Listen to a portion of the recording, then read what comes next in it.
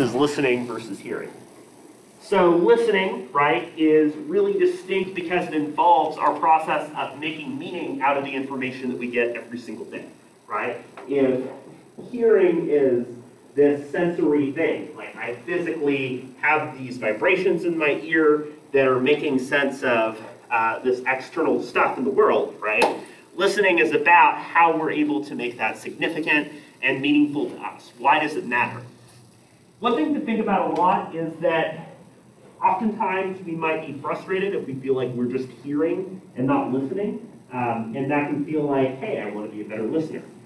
But in a lot of situations, we have learned to hear things rather than listen as a survival strategy. If we think about the last several years in particular, including the role of things like social media, the amount of advertisements and other things we've been bombarded with all the time, right? It would make sense to us that there are things that we hear but don't listen to. If we listened to and attended to every single thing that was going on in the noise that we dealt with every single day, we would be really overloaded and fried and we'd have a tough time focusing on anything, right?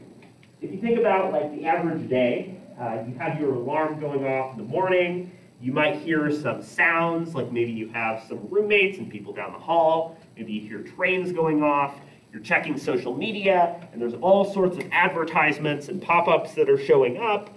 You're seeing your friends' posts and other things like that. You're trying to get to classes, and you hear a lot of casual conversation going on in the background. There are so many sounds and things that are going on every single day that if we listen to everything, we would have a really hard time. So listening is our process of trying to pick the things out of all the information we get every day that we find especially important and meaningful and finding a way to make sense of that, right? So these different stages help us to better understand and make sense of this process as a whole. So when you think about this, right, again, hearing is that cognitive process. When we understand, we can think back to this transactional model of communication, right? So the transactional model says there's a sender, there's a receiver, and it's sort of like if you're including like a file, if you're submitting to Canvas, right? You're uploading or encoding a message for other people, they're decoding or downloading the message. That's where they understand and make sense of that information, right? So if you were to say, hey, my dog went missing today, can you help me find it? Understanding is putting that together in a sentence, knowing what a dog is, knowing what it means for something to go missing, taking that information and putting it together in a way that makes sense. When you remember, right, you're able to go back to that idea later. So much of the noise that we get every single day, the pop-ups and ads and so on, right, are things that we will not remember in the future because they're not very important to us, right? A lot of the ways that commercials try to get us is by making their content memorable so that we listen and we understand later. You might think back to like, some of the most popular jingles, right? Like the do-do-do-do-do for McDonald's. They're trying to use jingles, sounds, phrases, and so on to make something memorable for us so that we listen to it and can recall it later. So interpreting, right? So one of the key ideas here in communication is context, right? Context matters, and one of the ways that we can learn information in a sentence is through understanding the context of that communication. My dog went missing. The context here is probably that you're there to help them find the dog, right? They see you as a resource and they're essentially asking for your support. So you might think back to the role of culture and how there's both high and low context culture, right? High context culture has a lot of subtext, has a lot of nonverbal communication and meaning that can be ambiguous and challenging for an outsider to pick up on. For instance, the tone of voice that you use, whether or not you use eye contact, the gestures that you use, your physical distance to somebody else, those are all really big things that factor into how a message might be understood. So we use context to help us in interpreting the message and making sense of it. Again, as the group brought up, we did a really good job of discussing if somebody's being sarcastic in a message, we're going to understand that really differently.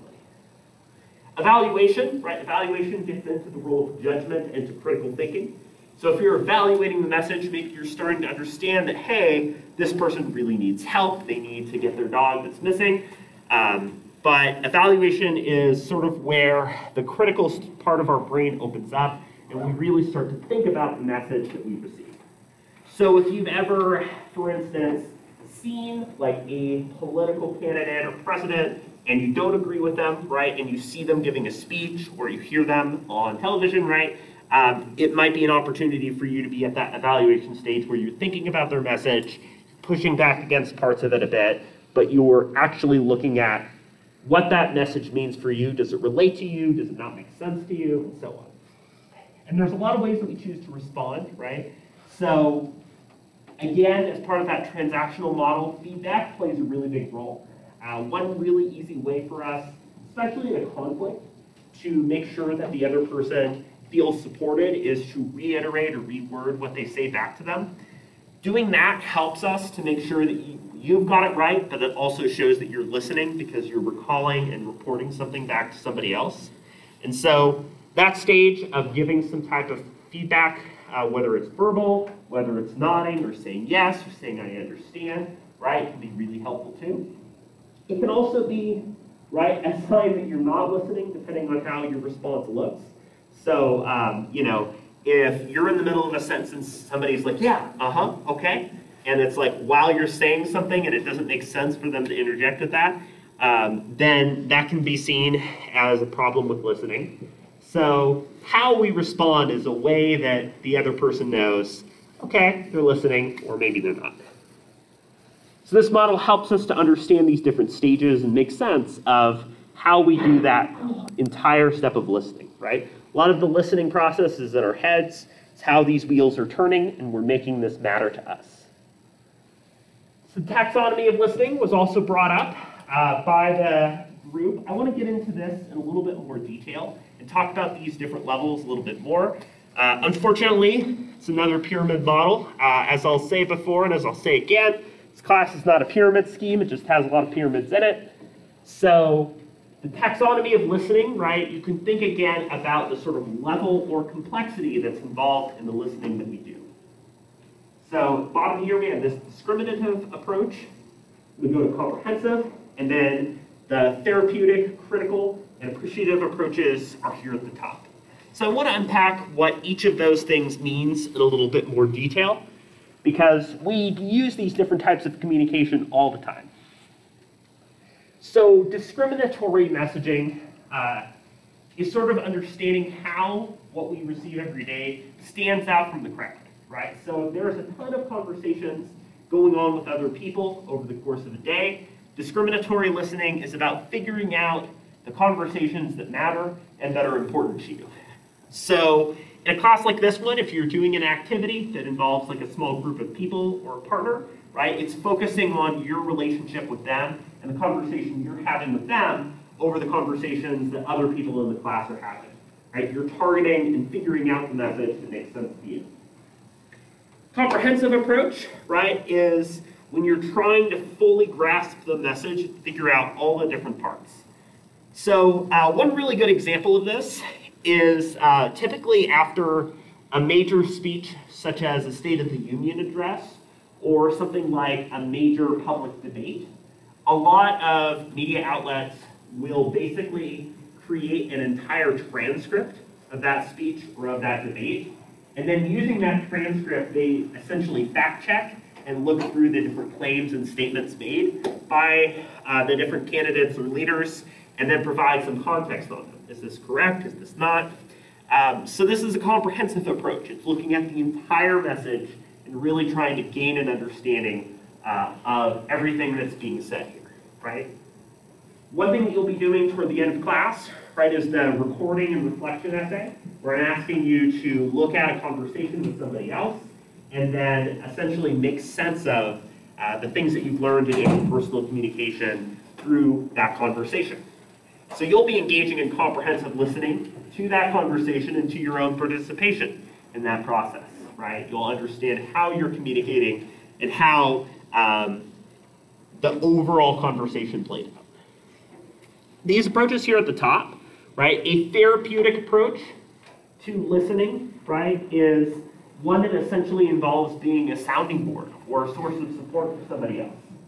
So, right, one thing we talked about is that as relationships grow and as we become more comfortable, this goes back to uncertainty reduction theory, when we become more comfortable, our conversations are more likely to be lopsided. That is, if we trust somebody and feel good about them, then we're more likely to come to them and say, hey, I just had this really tough chemistry exam. I'm not feeling great about the class. Can I vent to you about it, right? And you can take the time to share in a more one-sided way your own challenges and know that they'll listen and support you. Earlier on in relationships, it tends to be a bit more back and forth. How are you doing? Oh, I'm good. How are you? Right? So a therapeutic approach means that you're listening in order to support and engage with that person as they're describing an issue. Again, one thing that's talked about a lot in things like therapy is talk therapy, right? Where, you know, there's a joke that somebody goes into therapy and talks about their problems for an hour. The therapist says nothing, and at the end they're like, oh, thank you so much, you did such a great job, I learned so much, right? And the therapist said like nothing at all, right? So the therapeutic approach can actually be helpful because if we have somebody that we care about and we feel heard, we feel like we have our ideas out there, we've really shared our concerns, we can really feel a lot better about ourselves and about our relationships. A critical approach, right, is really trying to compare the message to the facts and to what we know to be true. So maybe a critical approach says, okay, you say that you lost your dog. Was the fence open or closed? What about the backyard? What are some of the other places they could have gone, right? Again, it's really trying to look at how factually correct or true the information that we have every day is. So you might be doing, right, critical listening depending on how your grandparents use social media. And then an appreciative approach is very much about listening for the sake of enjoying the message or idea. Again, if you're part of like a religious or spiritual group and you're really taking in what they have to say, you think, this really resonates with me, I really like this message, right? You're not just hearing it, but you're saying, this is personally significant, this is meaningful, I like this, I enjoy this, and so you're using the appreciative approach to understand that conversation a little bit better. So these different listening styles, first, kind of, does it stand out from a crowd? Then, are we able to make sense of the full message? And at the top, how are we using that message in a meaningful way for our relationships? Help us to understand this taxonomy a little bit better. So the discussion group did a great job of going over these 4 different listening styles.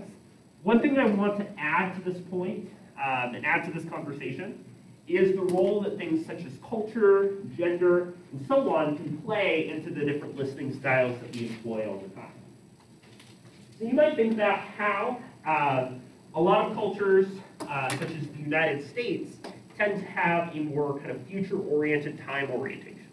So for instance, right, the United States, there's a much greater focus on planning and preparation, on hard deadlines, right? If something is scheduled, you arrive at the time that something's scheduled.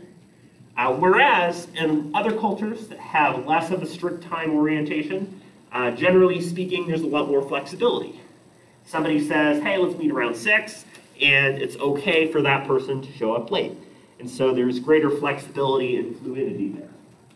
So time orientation is a big element of how different cultures approach communication, and it means that our listening styles are going to be really different too. So we're like the United States, we're more likely to have time-oriented listeners because we have limited time, we're jumping between meetings, and we focus on things like punctuality. So time-oriented listener who is putting their listening in the context of time. I have 10 minutes, let's chat for 10 minutes. I have to go in 5 minutes, can we wrap this up, right? Is an approach that we tend to see in cultures with future-oriented time orientation like the United States. So that's one example of how culture can really influence the way that we listen and communicate with each other. Additionally, right, whether or not a culture is more individualistic or collectivist is going to influence how much we focus on people-oriented listening, right? So people-oriented listeners really interested in understanding the person and their emotions and feelings much more so than the content. You might recall that a few weeks ago, I posed the challenge. You could try watching a show or movie in another language that you don't know without subtitles or captions and see how much of it you can gain. That's because a lot of things like subtext, nonverbal communication, and so on play into our listening. And so you actually pick up on a lot of the message because of how you're communicating nonverbally and how you're seeing that on the screen. So people-oriented listeners tend to pick up on those components, less on the content and more on the person delivering that content and how they're being. An action-oriented listener, right, is very much focused on cutting to the chase, right, getting to the point, and focusing on the idea or message that the other person wants to give. So oftentimes we'll see somebody like a supervisor who takes on this approach. And this is very, at times, connected to time-oriented listeners too. Since they want people to move to the action or issue, and they have limited time, they'll try to avoid the fluff or other things that might otherwise impact the overall message. Then content-oriented listeners, right? These are folks that kind of enjoy tinkering with and making sense of the total message. So if you're a content-oriented listener, one example of this is if there's a colloquium or a guest speaker that comes to EOU and talks about a topic, sure, you might be interested in them and some of their own background, but more likely than not, you're probably attending that type of presentation or speech because you're interested in the content itself. Maybe you're a chemistry major and they come in and they have this really cool presentation talking about new chemical inventions as they relate to things like vaccines. And you say, that's a really cool topic, I want to know more about it. In a situation like that, you might be more likely to be a content-oriented listener because you care about what's being mentioned.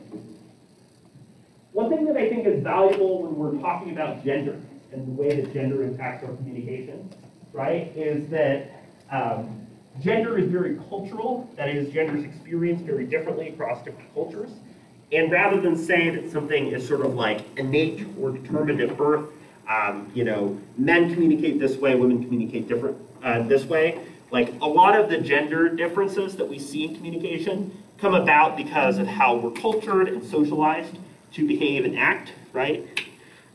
So one thing that we do notice is that more often, right, women might be more likely to be people-oriented listeners, in large part because society and culture emphasizes those types of elements of communication. And again, we've seen a lot of changes there. Whereas men are oftentimes more socialized to be action-oriented listeners, right? One factor of that might be that men, like in the United States, are sort of emphasized not to show emotions as actively, right? So again, these are things that can change over time. These are largely cultural rather than biological differences. But listening styles can be seen across different cultures as related to things like gender as well. So some of these elements and different listening styles are useful for us to make sense of how we communicate, and I like the way the group brought up that we can use combinations of those things every day. We might be both time and action oriented. We want to get to something quickly. We might be content and people oriented. We're really interested in the person and what they have to say. So the kinds of listening were brought up by the different group members too. So these are different ways that we provide feedback and use listening to our own ends. I might use the example again of my dog went missing. Silent listening is just hearing and understanding what that person says, so it doesn't really involve feedback. But if it's listening, it involves everything else. So you have processed and understood the message. Maybe you're still thinking about it and trying to get a good idea. Questioning, right? Questions are a really great way for you to show that you're listening and that you care, especially if the question is specific or helps you better understand the topic. What time of day did the dog go missing? Right? Might be a way to show that you care about and you're engaged in the topic. Paraphrasing. Again, paraphrasing is a really helpful strategy for listening. If you repeat what the person said in your own words, it not only shows that you've cared enough to listen and try to understand something and remember it, but it also helps clear up any ambiguity where somebody says, no, no, no, not that dog, this dog went missing. So it helps us to resolve ambiguity. Empathizing, right, goes back to the Atticus Finch, put yourself in somebody else's shoes and walk around in them, right? Empathizing is about imagining what it must be like for the other person. This is especially a common and a people-oriented style. Oh, that sounds like really stressful that your dog went missing. I really hope we can find it. That must be awful for you. Supporting, right, might be providing some form of reassurance and showing that you care. Oh, your dog went missing. Well, I'm going to do what I can to help you, right, and emphasizing that that's important. Analyzing, right, is thinking about ways to solve or address the problem. Maybe we could consider retracing our steps on how the dog went missing. Evaluating might be considering the best actions to take given the information that you have. So I think we should start by calling animal control, and if that doesn't work, let's look around the neighborhood. And then advising is actually providing the more direct information and resources that could help the person. I'm going to get you in touch with animal control. Here you go. That's how we'll help us get this dog. One thing that's important, especially when we're thinking about context and about our interpersonal relationships, is what type of listening responses are appropriate. So one thing that's especially mentioned on a lot of different grounds, such as gender, right, is whether or not somebody sharing something wants advice. Sometimes people say, hey, I want to share this awful experience that I've had in my chemistry class, and I just want to vent and talk about it. I don't want advice. One concern is that if we rush to provide advice or action that somebody should take to resolve an issue, it doesn't feel like we're fully engaging with or understanding the emotional problems or challenges that somebody is dealing with. At the same time, somebody might say, if they're just provided with reassurance or support, if they're facing a really big decision, like, should I switch my major, right? Then just providing, oh, that must be hard for you, that must be a really big decision, without providing a whole lot of advice or guidance could be not very helpful either. So one of the challenges for us as good listeners is to figure out what it is that the other person wants from us as listeners. That comes with context and experience and time with that person. We get to know them better. We better understand what they want or don't want. But it can also come in from checking in. One really great way to resolve, I think, a lot of conflict that happens in terms of like romantic relationships is to front your conversation by saying, you want advice or you want to vent, right? And something like that can actually really help resolve a lot of ambiguity and challenges that might otherwise come up. So what I want us to do in the last few minutes of class for attendance today is, you can either write or type this. I'd like you to think about these 4 different listening styles. Again, people, action, content, and time, and which style best describes your approach, which listening style you might be using the most, and so on. And then think about these listening responses that we've talked about and the kinds that you've used the most. So I'll give you some time to think through this.